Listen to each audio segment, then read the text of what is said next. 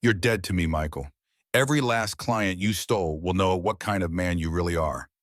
I slammed the phone down so hard the plastic cracked. My hands were shaking. 15 years of friendship, 8 years as business partners, all destroyed in one betrayal. My name is Daniel Reeves. 3 months ago, I owned the most successful financial advisory firm in Portland. Today, I'm sitting in an empty office wondering how I'll make next month's rent. I built Reeves Financial from nothing. Started in my garage with a folding table and a phone. Cold calls, networking events, sleepless nights, every client relationship carefully cultivated with trust and results. Michael Chen joined me 8 years ago. Brilliant with numbers, charismatic, clients loved him. I loved him like a brother. We're going to build an empire together, he told me, the day I made him partner. I believed him. My first mistake.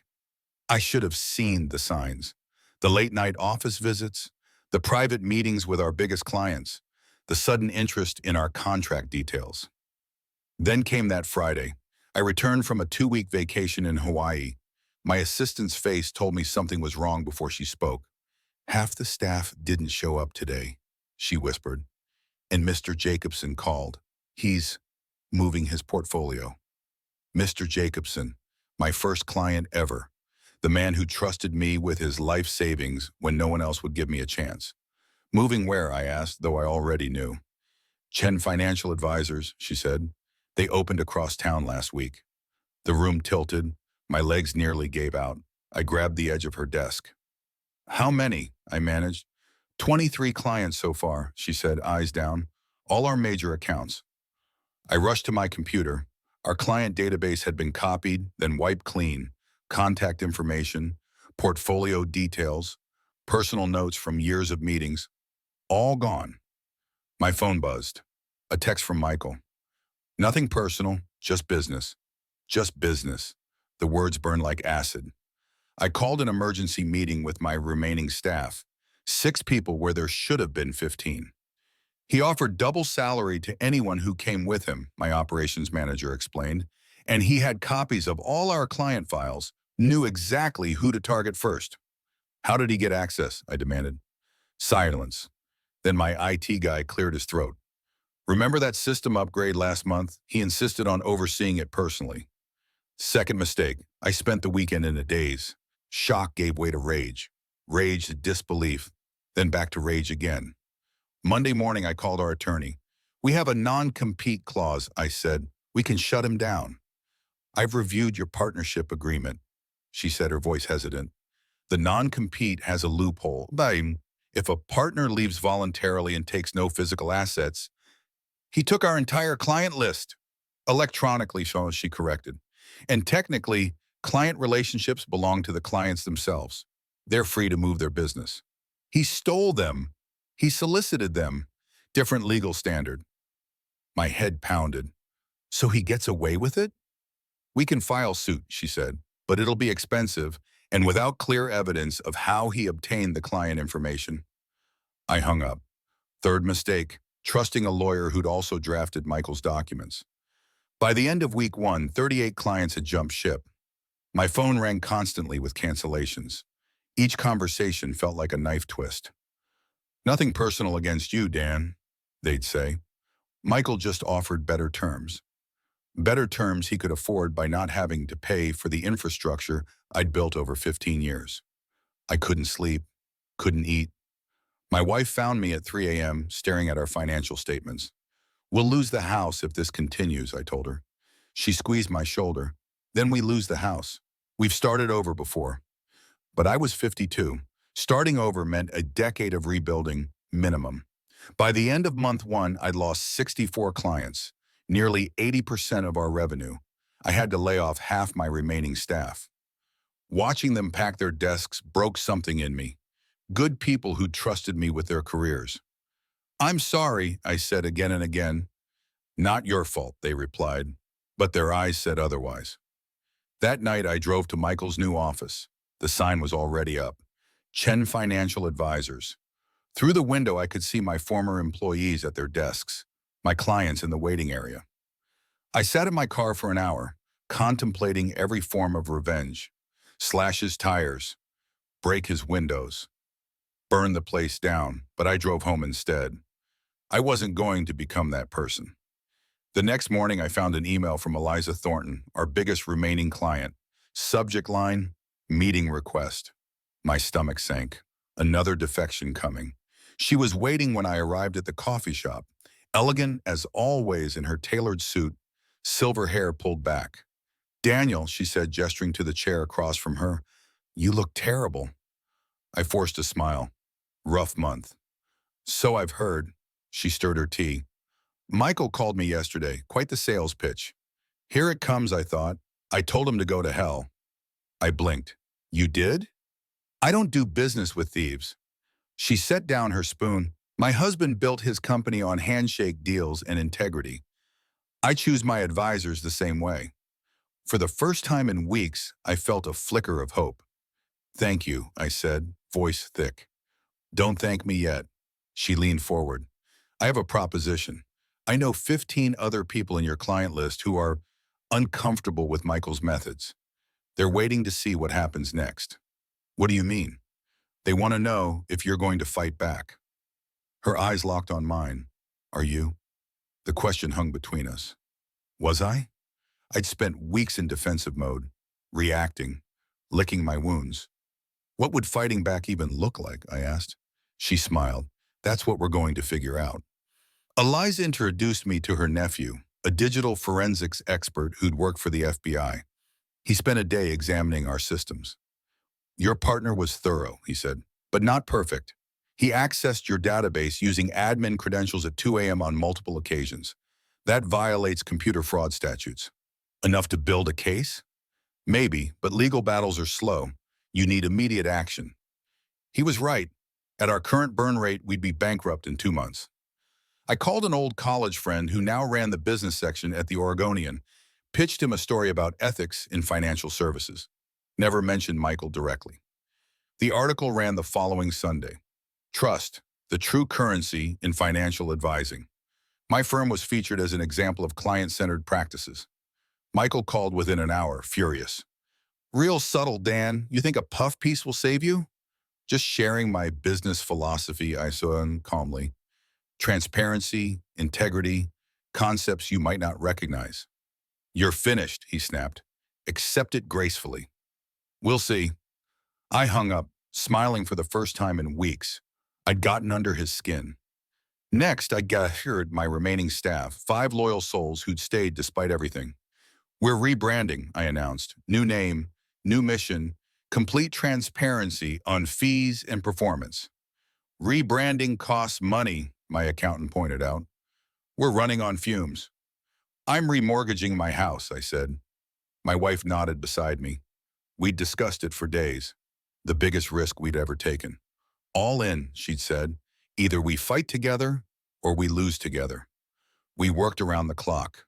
New website, new fee structure that undercut Michael's by 15%, personalized outreach to every former client, not begging them to return, just sharing our new vision. The first response came 3 days later, a small business owner who'd left for Michael's firm. Can we meet? His email read. Some concerns about my new advisor. We met for lunch. He seemed nervous. Between us, he said, leaning in, something feels off. Michael promised personalized service, but I've been handed off to a junior advisor, and there are fees that weren't disclosed up front. I nodded, unsurprised. Classic bait and switch. Is your offer to return still open? Always, I said. With our new structure, you'd actually pay less than before. He signed the transfer papers that afternoon. One client, a small victory, but it felt enormous. Then came another and another. Word was spreading. Michael had overpromised and underdelivered. His hastily assembled team couldn't provide the service levels clients expected. 6 weeks after our rebrand, 17 clients had returned, small ones mostly, but it was a start. Then disaster struck. A market correction sent portfolios tumbling. Clients panicked. Phones rang nonstop. Michael's inexperienced team fumbled the crisis. We heard reports of unanswered calls, delayed trades, generic advice. We responded differently. Personal calls to every client, tailored adjustment strategies. 20-hour workdays until the volatility passed.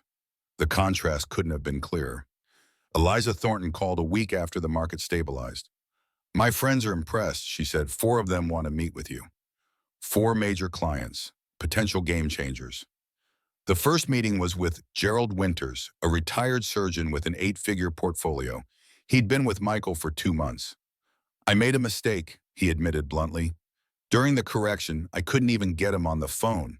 His associate kept saying he was in meetings. We're smaller now, I said, but that means more direct access. You call? I answer, day or night. He studied me. Michael says you're going under, that I'd be foolish to move my money again so soon. My jaw tightened. Did he now? Are you going under? The question demanded absolute honesty. We've lost 70% of our revenue, I admitted. If things continue as they are, yes, we'll close within months. But we're fighting and we're growing again. He nodded slowly. Honesty. Refreshing. He transferred his portfolio the next day. 3 others followed. Michael's response was immediate and vicious. He slashed his fees to undercut us, started rumors about our solvency, even approached our landlord about buying our office lease. But something had shifted. The momentum was ours now. 2 months after our lowest point, we'd recovered 30% of our lost business. Still operating at a loss, but the bleeding had slowed. Then came the call that changed everything. Mr. Reeves, this is Amanda Diaz from the Securities and Exchange Commission. We've received some concerning information about Chen Financial Advisors. Could you come in for a discussion?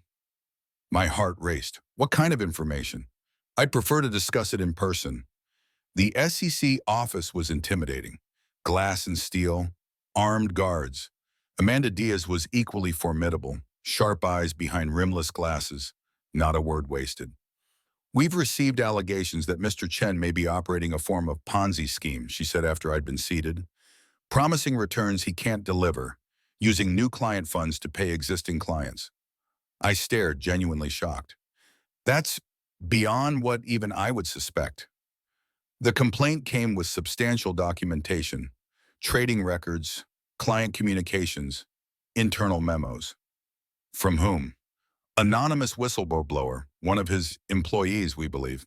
Not my doing. Someone on the inside had seen the truth. What do you need from me? I asked. Context, history, your perspective on his business practices and ethics. I spoke for 3 hours, shared everything, the theft, the client poaching, the misleading promises, all of it documented, factual, unemotional. When I finished, she closed her notebook. Thank you, Mr. Reeves. This has been helpful. What happens now? Our investigation continues. These matters take time. Time I didn't have, but I'd done my part. I returned to the office to find an urgent message from Eliza Thornton. Call immediately. Her voice was tense when she answered.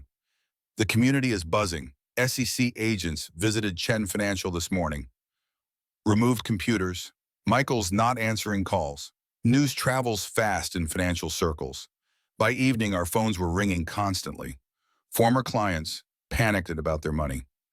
I stayed calm, professional. We can't comment on an ongoing investigation, but we're here if you need assistance. 3 days later, the story broke in the Wall Street Journal. Oregon financial advisor under investigation for fraud. Michael's face on the business page. The article detailed allegations of misrepresented returns, commingled funds, and falsified statements. Michael denied everything, calling it a coordinated smear campaign. But the damage was done. In finance, perception is reality.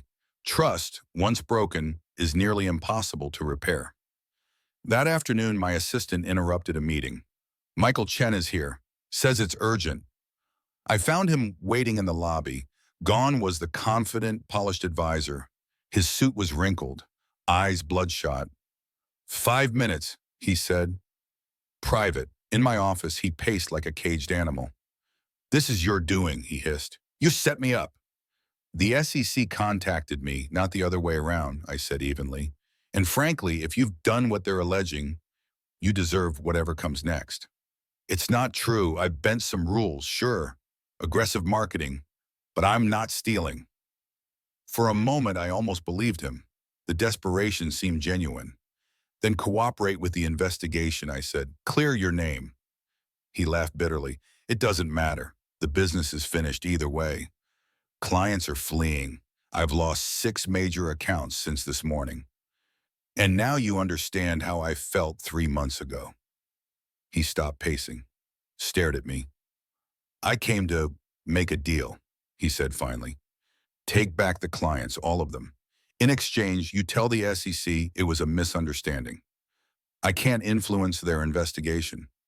But you can speak up for me. Tell them I made mistakes, but I'm not a criminal. I studied the man I'd once trusted completely. He destroyed what I'd built, nearly ruined me. And now he wanted mercy. Why should I help you? Because you're better than me, he shouted. Isn't that the whole point? The ethical Daniel Reeves, the man of integrity? Silence filled the room. I'll think about it, I said finally. Now get out of my office. That night, I couldn't sleep.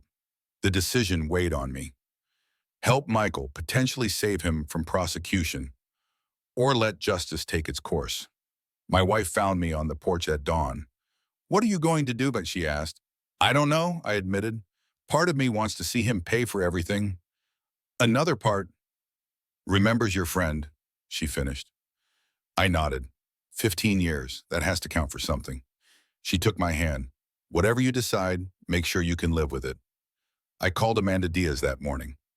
I've been reflecting on our conversation, I said carefully. While I stand by everything I shared, I want to be clear that I have no direct knowledge of fraudulent activity by Mr. Chen. Noted, she said, though our investigation has moved well beyond your testimony. I understand. I just wanted that on record. It wasn't forgiveness, but it wasn't vengeance either. Later that day, I emailed Michael. I've spoken with the SEC. The rest is between you and them. As for the clients, they'll make their own decisions. I won't actively pursue those who haven't already reached out. His reply came minutes later. Thank you. 2 simple words. The first genuine thing he'd said to me in months. The SEC investigation continued for weeks. Meanwhile, clients streamed back to our firm. Not all of them. Some stayed with Michael despite everything. Others moved to different advisors entirely. But enough returned to save us. By the 3-month mark after Michael's betrayal, we'd recovered 65% of our lost business. New clients were coming in, attracted by our transparency and the personal attention only a smaller firm could provide. We were going to survive. Not just survive, thrive.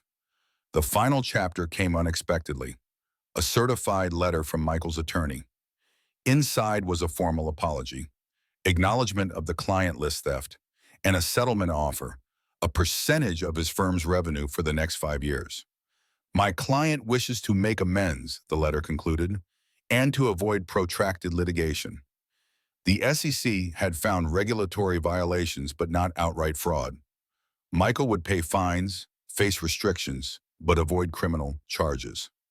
I signed the agreement the same day, not for the money, though we needed it, but for the closure. 3 days later, my phone rang. Unknown number. Daniel? Michael's voice. I just got confirmation of the settlement. Yes, a long pause. I'm sorry, truly, I got greedy. Thought I could do it better on my own. And now? Now I'm starting over. Smaller office, handful of clients, back to basics, like me 3 months ago. Good luck with that, I said, meaning it. I don't expect forgiveness, he continued, but I wanted you to know you were right. The way you do business, the relationships you build, it's sustainable. What I did wasn't. An admission I never expected to hear. Learn from it, I said simply. After we hung up, I walked through our office, my small, dedicated team working intently, the client files rebuilding steadily, the new sign on the door, Reeves Integrity Financial. 3 months ago, I thought I'd lost everything, the business I'd built, the future I'd planned, my confidence in my own judgment. Instead, I'd found something more valuable, the knowledge that doing business the right way, with integrity, transparency, and genuine care, wasn't just morally correct. It was also the strongest foundation for success. Every client Michael had stolen had taught me that lesson, even the ones who never came back. Some betrayals, it turns out, are the beginning of something better.